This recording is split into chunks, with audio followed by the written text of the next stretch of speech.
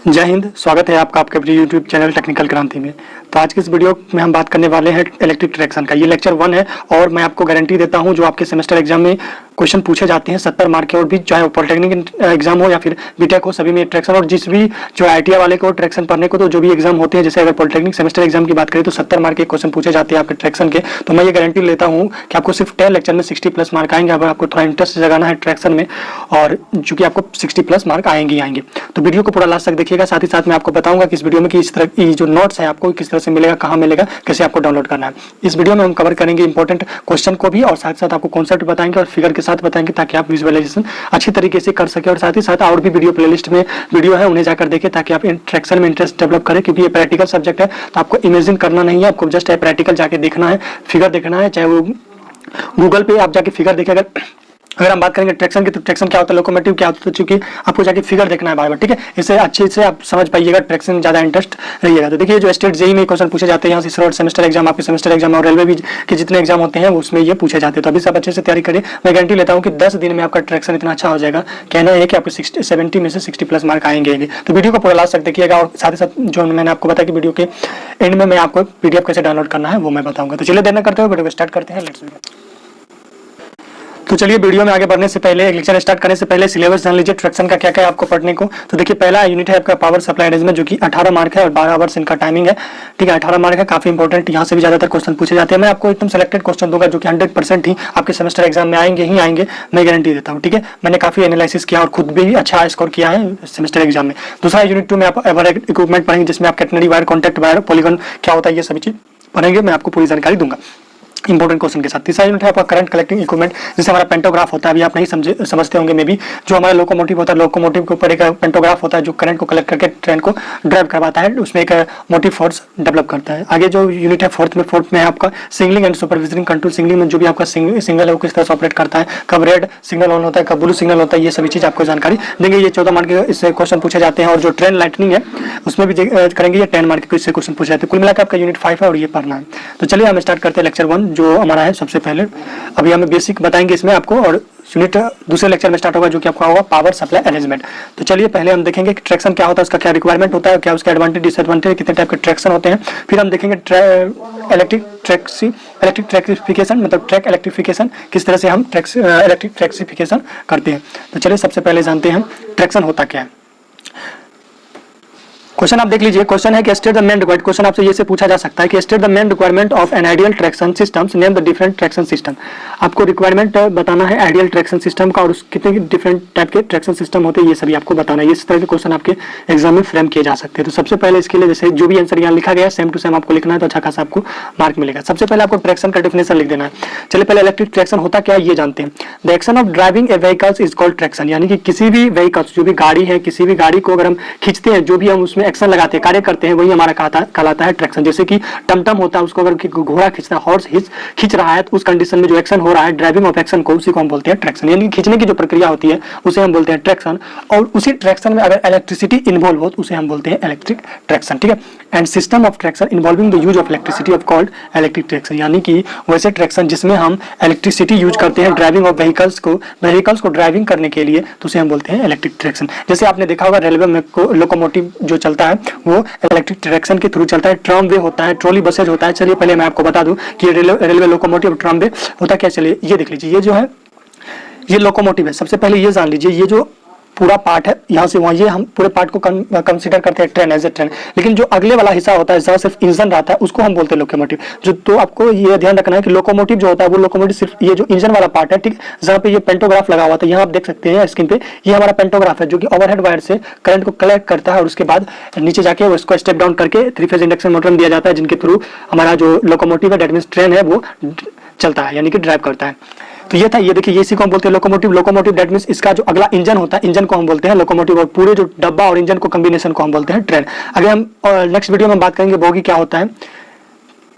और आप देख लीजिए, आप यहाँ से और ये देख लीजिए आपका ट्रॉली बसेज, ये है ट्राम वे, ठीक है। पहले के जो कुछ साल पहले जो हुआ करता था ये ट्राम वे चलता था, ठीक है। सड़क पे इस तरह का एक पट्टी दिया जाता था, तो 2 पट्टी उसके बस जैसा आकार का ये आपका चलता था ट्राम वे, ठीक है। एज ए जो हमारा ट्रेन है उसी का एक पुराना वर्जन है ये ट्राम वे। और ये आप देख सकते हैं ये है आपका बस है जिसको ट्राम वे बोला जाता है, ट्रॉली बसेज बोला जाता है। ये हमारा ट्रॉली बसेज है और ये हमारा ट्राम वे, ठीक है। ये आपको ध्यान में रखना है, क्योंकि जब आप ट्रैक्शन पढ़िएगा तो ये सभी चीज आपके क्वेश्चन में या फिर टर्म ये आएंगे। ये हमारा ट्रॉली बसेज है और ये हमारा ट्राम वे है, ठीक है। ट्रॉली बसेज आप देख सकते हैं, जो बस होता है सिंपली वही होता है, उसके ऊपर में एक पेंटोग्राफ लगा दिया जाता है जिसको बॉक कलेक्टर या पोल कलेक्टर बोलते हैं, ठीक है। तो वो लगा दिया जाता है, उसके थ्रू वो करंट को कलेक्ट करता है और उसके बाद नीचे यहाँ इंडक्शन मोटर होता है जिनके थ्रू वो व्हील्स को रोटेट करता है। व्हील्स रोटेट होता है तो हमारा बस जो या फिर जो ट्राम वे है या फिर जो हमारा लोकोमोटिव है वो ड्राइव होता है। तो आई होप ये आप समझ गए होंगे ट्रैक्शन, इलेक्ट्रिक ट्रैक्शन होता क्या है। तो आइए हम आप आगे जानते हैं कि इसके क्या क्या रिक्वायरमेंट है। चलिए देखते हैं सबसे पहले requirement of ideal traction system. देखिए पहला है कि high starting tractive effort in order to rapid acceleration, ठीक है। यानी कि हाई स्टार्टिंग ट्रैक्टिव इफेक्ट होना चाहिए ताकि जो रैपिड एक्सेलरेशन है उसे कम कर सके। जो हमारा जब भी हम ट्रेन स्टार्ट होता है तो क्या होता है, रैपिड एक्सेलरेशन, एकाएक ट्रेन आगे जाने लगता है, रैपिड एक्सेलरेशन हो जाता है। उसी चीज को अवॉइड करने के लिए हाई स्टार्टिंग ट्रैक्टिव इफेक्ट होना चाहिए किसी भी लोकोमोटिव में। तो पॉइंट नंबर ये आपको 1 नंबर में लिखना है। दूसरा है कि जो भी हमारा आइडियल ट्रैक्शन सिस्टम होगा उसका स्पीड जो होगा आसानी से कंट्रोल हो जाए, यानी कि इजी टू स्पीड कंट्रोल होना चाहिए। हम जहां हो सके वहां हम उसको रोक सकते हैं, चला सकते हैं, स्टॉप कर सकते हैं, स्टार्टिंग कर सकते हैं, प्रोसीड कर सकते हैं, ये सभी कर सकते हैं, यानी कि इजी टू स्पीड कंट्रोल होना चाहिए। दूसरी बात कि minimum wear and tear on the track. Track मतलब ट्रैक जो रेलवे जिस पे ट्रेन चलती है उसको हम बोलते हैं ट्रैक, ठीक है। तो ट्रैक पे कम से कम घिसट पिसट होना चाहिए, यानी जो वियर एंड टियर है, घिसट पिसट जो होता है वो कम होना चाहिए। तो ये एक आइडियल ट्रैक्शन का रिक्वायरमेंट होता है। फिर दूसरा है कि पॉल्यूशन फ्री होना चाहिए, क्योंकि आपको पता होगा कि इलेक्ट्रिक ट्रैक्शन है तो कहीं ना कहीं उसमें पॉल्यूशन की तो कोई चर्चा ही नहीं होगी, क्योंकि जो भी चीज ड्राइव होती है इलेक्ट्रिक से तो उसमें कोई भी तरह का कोई भी पॉल्यूशन नहीं होता, वो पॉल्यूशन फ्री होता है। वही अगर हम बात करते हैं पिछले जो हमारे जो लोकोमोटिव हुआ करते थे, जो डीजल इंजन या पेट्रोल इंजन या फिर जो कोयला पे चलते थे या भाप इंजन जो होता था, तो वो सभी में पॉल्यूशन वो फ्री नहीं होते, तो उसमें पॉल्यूशन क्रिएट होता था, ठीक है। क्योंकि वहाँ जो है कोयला को कंबसन करवाया जाता था, उसके बाद हीट डेवलप किया जाता था उसके थ्रू, और जो लोकोमोटिव है डेट मींस ट्रेन है उसको चलाया जाता था। तो इस कंडीशन में वहाँ पॉल्यूशन क्रिएट होता था। लेकिन जो इलेक्ट्रिक ट्रैक्शन है उसमें पॉल्यूशन नहीं होता था। ये चौथा हमारा पॉइंट हो गया। पांचवा है कि no interference with communication line, यानी कि कम्युनिकेशन लाइन पे कोई भी तरह का इंटरफेरेंस नहीं होना चाहिए। जो हमारा ओवरहेड इक्विपमेंट होता है, हम इस पे बात करेंगे OHE क्या होता है, तो इसमें क्या होता है कि OHE जो होता है वो ऊपर जाता है, जिसके थ्रू क्या होता है कि कम्युनिकेशन लाइन में कोई इंटरफेरेंस नहीं होता। अब ये कम्युनिकेशन लाइन क्या होता है, कम्युनिकेशन लाइन हमारे जो जमीन के भीतर या सड़क के किनारे आपने देखा होगा कि एक पाइप के अंदर, एक मोटी पाइपों के अंदर छोटी छोटी जो तारें हैं बिछाई जाती है, जो कम्युनिकेशन लाइन की काम करता है, कम्युनिकेशन का कार्य करता है। तो उसी चीज को उस पर कोई तरह का इंटरफेस ना हो। अगर हम जैसे मान के चलिए अगर इलेक्ट्रिक ट्रैक्शन है उसको हम अंडरग्राउंड कर देते हैं, तो वो क्या करेगा कि जो हमारा कम्युनिकेशन लाइन है उसको इंटरफेस करेगा, प्रभावित करेगा। लेकिन जब हम ओवरहेड यूज करते हैं, यानी कि अंडरग्राउंड की जगह ओवरहेड इक्विपमेंट यानी कि ओवरहेड सिस्टम यूज करते हैं, तो उस कंडीशन में ये कम्युनिकेशन लाइन पे कोई तरह का इंटरफेस नहीं करता। क्योंकि अगर आप देखेंगे कि जो ओवरहेड OHE होते हैं वो पोल के जरिए वहाँ वायर लगाया जाता है। तो ये हुआ आइडियल ट्रैक्शन सिस्टम के कुछ रिक्वायरमेंट। चलिए आगे बात करते हैं टाइप ऑफ ट्रैक्शन सिस्टम। तो अब टाइप ऑफ ट्रैक्शन सिस्टम हम बात करेंगे, तो सबसे पहले ये देख लीजिए, एक होता है इलेक्ट्रिक ट्रैक्शन सिस्टम, दूसरा होता है नॉन इलेक्ट्रिक ट्रैक्शन सिस्टम। फिर आता है इलेक्ट्रिक ट्रैक्शन सिस्टम में स्टीम इलेक्ट्रिक ड्राइव, फिर आता है IC इंजन ड्राइव, फिर है बैटरी इलेक्ट्रिक ड्राइव, फिर इलेक्ट्रिक ट्रैक्शन ड्राइव, ये जो कि आजकल यही यूज हो रहा है, इलेक्ट्रिक ट्रैक्शन ड्राइव आजकल यूज हो रहा है, ठीक है। Nowadays electric traction drive will be used. और देखिए दूसरा जो होता है हमारा वो है नॉन ट्रैक्शन इलेक्ट्रिक ट्रैक्शन, जहाँ की देखिए सिंपल बात समझिए कि इलेक्ट्रिक ट्रैक्शन में हम कहीं ना कहीं बिजली यानी कि AC या DC का यूज करेंगे, जबकि नॉन इलेक्ट्रिक ट्रैक्शन में ना तो AC यूज करेंगे ना तो DC यूज करेंगे, ठीक है। तो उसका एग्जांपल है डायरेक्ट स्टीम इंजन ड्राइव, जो भी आपने देखा होगा कि कोयला से क्या किया जाता है, कोयला को कंबसन करके हीट डेवलप किया जाता है बॉयलर के थ्रू। बॉयलर से क्या होता है कि स्टीम बनता है और स्टीम के थ्रू टरबाइन को जो भी उसमें मोटर है के शाफ्ट है उनको रोटेट करवाया जाता है, जिनके थ्रू जो हमारा लोकोमोटिव है वो चलता है। तो ये नॉन इलेक्ट्रिक ट्रैक्शन सिस्टम में होता है। दूसरा है direct internal combustion engine drive. तो अगर पूछे आपको टाइप ऑफ ट्रैक्शन सिस्टम तो ये आप लिख सकते हैं, एक पहला है हमारा इलेक्ट्रिक ट्रैक्शन सिस्टम, दूसरा है नॉन इलेक्ट्रिक ट्रैक्शन सिस्टम। चलिए आगे हम बात करते हैं। नेक्स्ट जो हमारा क्वेश्चन है वो है डिस्कस इन डिटेल्स। आपने स्क्रीन पे देख लीजिए, discuss in the detail different system of railway track electrification. ये क्वेश्चन प्रीवियस एग्जाम में पूछे जा चुके हैं और आपके नेक्स्ट एग्जाम में भी आने के चांसेस हैं, तो इसको नोट डाउन करें अच्छे तरीके से। तो देखिए जो इलेक्ट्रिक ट्रैक्सिफिकेशन किया जाता है ट्रैक पे, वो किस किस तरह से किया जाता है, तो वो देखिए 4 तरह से किया जाता है। पहला है DC system. Electric traction system में पहले हम अगर DC यूज करते हैं तो वो होता है हमारा DC सिस्टम। अगर हम सिंगल फेज AC यूज करते तो वो होता है हमारा single phase AC system. Three phase AC use करते तो वो हमारा होता है थ्री फेज एसी सिस्टम। और फिर होता है हमारा कंपोजिट सिस्टम, जो कि आजकल यूज होता है, नाउ डेज यूज, ये होता है कंपोजिट सिस्टम, जिसमें दो आता है, एक है कांडो सिस्टम, दूसरा है single phase AC to DC system. आगे हम इस पर चर्चा। इलेक्ट्रिफिकेशन होता क्या है, देखिए जो भी हमारा लोकोमोटिव है, जस्ट लाइक ये जो हमारा लोकोमोटिव है, इसको जो सप्लाई प्रोवाइड कराया जाएगा तो किसी न किसी सोर्स से करवाया जाएगा, चाहे वो अंडरग्राउंड हो या फिर ओवरहेड सिस्टम हो। तो यहाँ आप देख सकते हैं पोल के थ्रू ओवरहेड या कैटनरी वायर कुछ इस तरह का होता है, जिनके थ्रू पेंटोग्राफ क्या करता है, करंट को कलेक्ट करके नीचे जो भी इंजन में जो भी प्रोसेस है, ट्रांसफार्मर है, उनको स्टेप डाउन करके फिर उनको क्या करता है, एसी से डीसी में कन्वर्ट करता है, फिर डीसी से क्या करता है, थ्री फेज एसी में कन्वर्ट करके जो कि थ्री फेज इंडक्शन मोटर को रोटेट करवाता है, ताकि हमारा जो लोकोमोटिव है वो ड्राइव हो सके, लोकोमोटिव चल सके। तो यही होता है, ये जितना भी सिस्टम इन्वॉल्व होता है वही होता है हमारा इलेक्ट्रिक ट्रैक्सिफिकेशन, यानी कि ट्रैक को जो हम इलेक्ट्रिक सिस्टम प्रोवाइड करवाएंगे ताकि वो पेंटोग्राफ में करंट कलेक्ट हो सके, तो वही इसी को हम बोलते हैं इलेक्ट्रिक ट्रैक्सिफिकेशन। तो यही था। तो चलिए देखते हैं पहला जो हमारा सिस्टम है वो क्या है। पहले सिस्टम में हम देखते हैं डीसी सिस्टम, ठीक है। पहला हमारा है डीसी सिस्टम। देखिए डीसी इलेक्ट्रिफिकेशन में क्या होता है कि इसमें डीसी सीरीज मोटर यूज होता है, जो हमारा अपने जैसे यहाँ को दिखा देते हैं थोड़ा विजुअल करके। देखिए ये ब्लॉक डायग्राम है एसी लोकोमोटिव का, ठीक है। ये हमारा ये है, इसको बोलते हैं कैटनरी वायर, ओवरहेड वायर, ठीक है। और इसके थ्रू ये जो है ये हमारा ये पेंटोग्राफ, आगे हम देखेंगे पेंटोग्राफ क्या होता है, ठीक है। जब इस करंट कलेक्टिंग यूनिट में जाएंगे करंट, ठीक है, उसमें हम देखेंगे पेंटोग्राफ के टाइप सभी चीज। तो ये देखिए ये जो है इस तरह से पेंटोग्राफ यहाँ से सप्लाई लेता है, जैसे अभी फिलहाल चल रहा है 25 केवी और 25 केवी और 50 हर्ट्ज फ्रीक्वेंसी पर, जैसे यहाँ आप देख सकते हैं जस्ट लाइक। तो यहाँ क्या करता है, ये ओवरहेड वायर से ये करंट को कलेक्ट करता है और उसके अंदर ये दे देता है। और उसके बाद क्या होता है कि इसको स्टेप डाउन ट्रांसफार्मर के जरिए जो भी रिक्वायरमेंट है थ्री फेज इंडक्शन मोटर का, जैसे मान लीजिए उनका रिक्वायरमेंट है 415 वोल्ट का, तो 415 वोल्ट में कन्वर्ट कर दिया जाता है। फिर देखिए आप बताइए, ये हमारा सिंगल फेज है और ये कन्वर्ट कर दिया थ्री स्टेप डाउन करके सिंगल फेज एसी में। फिर इसको रेक्टिफायर डेट मींस कन्वर्टर के थ्रू इसको एसी से डीसी में चेंज किया जाता है। क्या किया जाता है, एसी को डीसी में किया जाता है चेंज। अब फिर डीसी को इन्वर्टर के जरिए एसी में किया जाता है, that means three phase AC में चेंज किया जाता है, जिनके द्वारा इस सप्लाई को हम थ्री फेज इंडक्शन मोटर में देते हैं, जो इनके व्हील को रोटेट करवाते हैं ताकि जो हमारा लोकोमोटिव है वो चल सके। तो ये हम करेंगे three phase induction three phase system में। तो देखिए पहला जो हमारा सिस्टम हम इस पर डिस्कस कर रहे थे वो हमारा है किसमें, जो है हमारा डीसी सीरीज मोटर यूज होता है। किसमें, तो डीसी सिस्टम में। सिंपल है, डीसी सिस्टम है तो डीसी सीरीज मोटर यूज होगा। मोटिव पावर यानी कि getting the necessary motive power. Motive power कहने का मतलब जो ट्रेन है पिछले जितने भी डिब्बे हैं उनको खींचने के लिए जो पावर रिक्वायरमेंट होगा, दैट मींस लोकोमोटिव पावर यानी कि मोटिव पावर खींचने के लिए जो पावर रिक्वायरमेंट होता है वो जो है डीसी सीरीज मोटर के थ्रू लिया जाता है। और देखिए DC compound motor also use for the tramway. Tramway अभी हम आपको बताएं ट्रम्बे और ट्रॉली बसेस क्या होता है। जो हमारा डीसी कंपाउंड मोटर होता है वो ट्रम्बे और ट्रॉली बसेस में यूज किया जाता है, जहाँ रीजनरेटिव ब्रेकिंग का यूटिलाइज होता है। रीजनरेटिव ब्रेकिंग क्या होता है ये भी हम आगे कवर करेंगे। अब ये जान लीजिए इसका कुछ पॉइंट कि ये इसमें जो ऑपरेटिंग वोल्टेज है जिसपे ये डीसी से जो भी डीसी सिस्टम वाले लोकोमोटिव है जो ऑपरेट होते हैं वो 600 वोल्ट से 750 वोल्ट पे ये ऑपरेट होते हैं, ठीक है। अब देख लीजिए 600 वोल्ट और 750 वोल्ट ये ट्रम्बे के लिए है और जो एंड सब अर्बन लाइन के लिए है। और जो 1500 से 3000 वोल्ट होते हैं वो मेन लाइन सर्विस के लिए है। तो main line service that means जैसे जो हमारा मेट्रो शहर होता है, जैसे दिल्ली में जो होता है मेट्रो ट्रेनें चलती है, बड़ी बड़ी ट्रेनें चलती है, तो वहाँ उनको बोला जाता है मेन लाइन सर्विस। और जो हमारा होता है सब अर्बन जो लोकल एरिया होते हैं जहाँ पैसेंजर जहाँ स्टॉपेज ज्यादा होते हैं, ठीक है, उसको हम बोलते हैं सब अर्बन रेलवे। और मेन सिंपल आप समझिए मेन लाइन सर्विस का मतलब ये हुआ जहाँ ट्रेन जो भी ट्रेन है उनका स्टॉपेज अगर कम हो तो उसको हम बोलते हैं मेन लाइन सर्विस, और जहाँ स्टॉपेज ज्यादा होता है उसको हम बोलते हैं सब अर्बन रेलवे। तो यहाँ आप देख सकते हैं जो इसका डिस्ट्रीब्यूशन सिस्टम है वो 1 कॉन्टैक्ट वायर कैरी करता है in case of tramway and 2 contact wire in case of trolley buses. जो हमारा ट्रॉली बसेज के कंडीशन में ये 2 कॉन्टैक्ट वायर यूज करते हैं जिनके थ्रू करंट को कलेक्ट किया जाता है।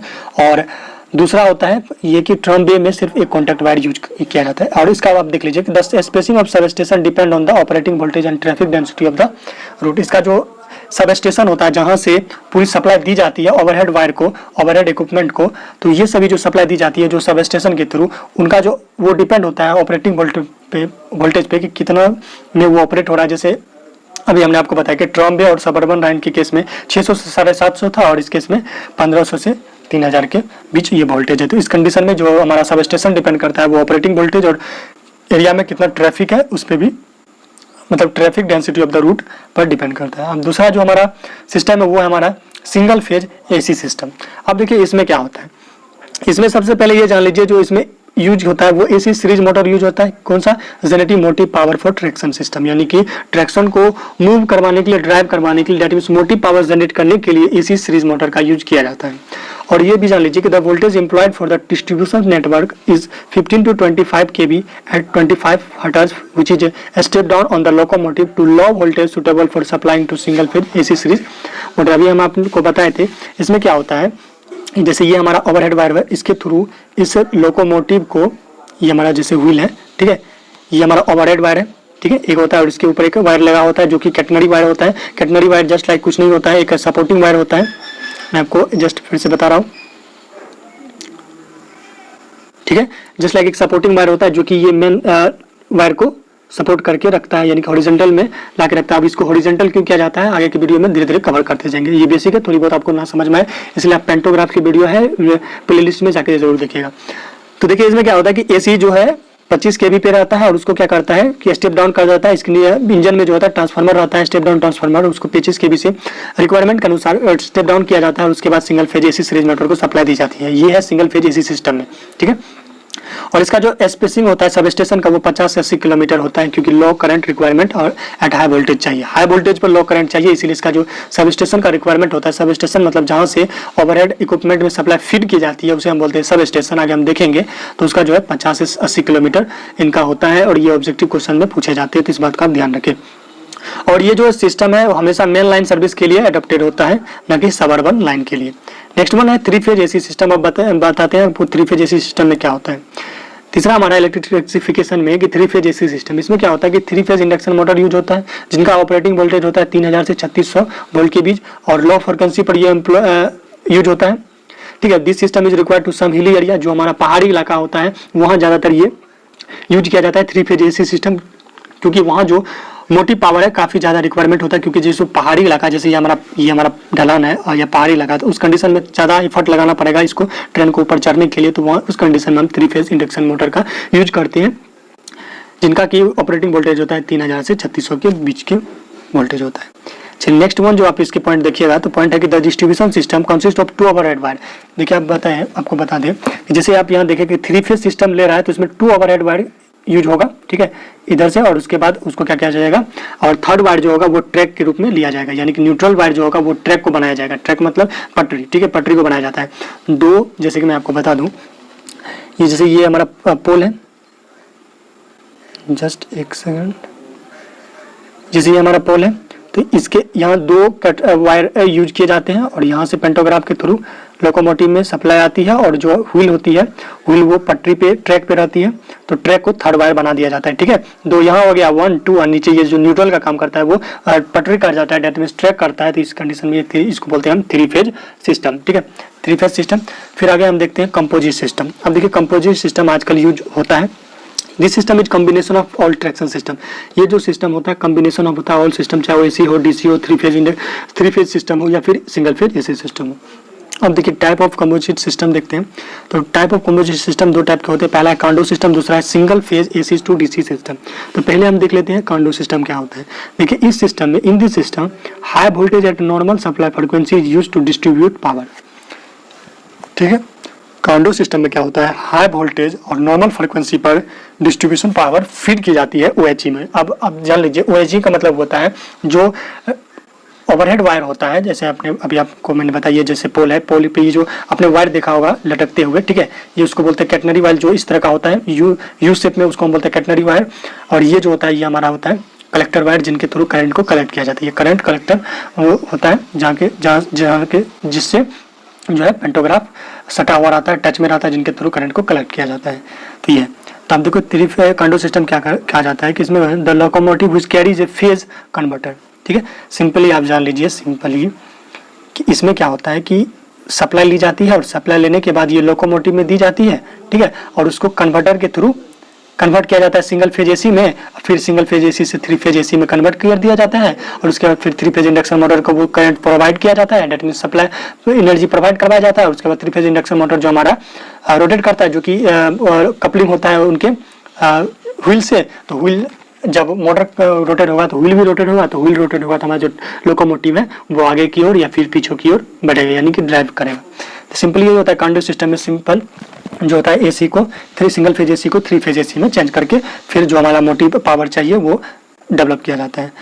आप ये देख सकते हैं। इस कंडीशन में जो है 1 कॉन्टैक्ट वायर होता है ओवरहेड सिस्टम में, और वो चीज को overcome the drawback of 3 phase system. तो इसमें सिर्फ एक से ओवरहेड वायर यूज किया जाता है और उसके थ्रू 3 फेज को मतलब सिंगल फेज एसी को 3 फेज में कन्वर्ट कर लिया जाता है और उसके बाद मोटर को चलाया जाता है। तो इससे क्या होगा कि 3 फेज वायर का जो कॉस्ट है, जो 3 फेज हम लगाते थे एसी सिस्टम में, 3 फेज एसी सिस्टम में, वो ड्रॉबैक कम हो जाता है।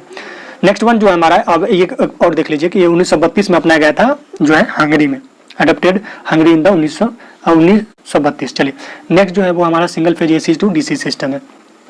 पहला इसमें देखिए सिंपल है कि इसमें सिंगल फेज एसी है, तो ये क्या करेगा, जो एसी है ऊपर लाइन से एसी लेगा और एसी को सिंपली कन्वर्टर के थ्रू डीसी में कन्वर्ट कर दिया जाएगा और डीसी से फिर वो डीसी मोटर जो भी होगा उस मोटर को सप्लाई दी जाएगी और उसके बाद फाइनली जो हमारा लोकोमोटिव है वो ऑपरेट होगा। तो आज के इस वीडियो में हम 2 क्वेश्चन को देखें, ठीक है। ये एक्स्ट्रा क्वेश्चन थे, थोड़ा बेसिक क्वेश्चन था। अगले हम यूनिट फर्स्ट स्टार्ट करेंगे पावर सप्लाई अरेंजमेंट, तो अच्छे से उस लेक्चर में देखेंगे। फर्स्ट लेक्चर था, हो सकता है इसमें कोई प्रॉब्लम हो, थोड़ा इनहांस करने की जरूरत अगर हो तो आप नीचे कमेंट बॉक्स में जरूर करेंगे। कोई अगर प्रॉब्लम हो तो हमें जरूर बताएं ताकि मैं उसको अगले वीडियो में दूर करूं। तो अगर वीडियो आपको अच्छा लगे तो वीडियो को लाइक कर दीजिएगा, चैनल को सब्सक्राइब कर लीजिएगा और अपने फ्रेंड के साथ शेयर कीजिएगा ताकि ज़्यादा से ज़्यादा स्टूडेंट जुड़े, व्यू अच्छा मिले, ताकि मैं आप लोगों को जल्द ही अपलोड करूंगा वीडियो। मैं आपको गारंटी देता हूँ 10 वीडियो आप देख लीजिए और 10 दिन दे दीजिए, आपको ट्रैक्शन में 70 में से 60 मार्क आएगा। और मैं गारंटी देता हूँ जितने भी क्वेश्चन मैं आपको बता रहा हूँ वो एकदम इंपॉर्टेंट क्वेश्चन है, तो इसे आप नोट भी कर सकते हैं। और रही बात इसका पीडीएफ डाउनलोड करने का, तो पीडीएफ आपको मेरे टेलीग्राम ग्रुप में मिल जाएगा। तो सिंपली आपको जाना है टेलीग्राम ग्रुप ज्वाइन कर लेना है।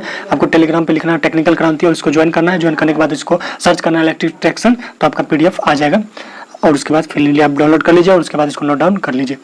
तो चलिए मिलते हैं अगले वीडियो में, तब तक के लिए बाय बाय, जय हिंद, जय भारत।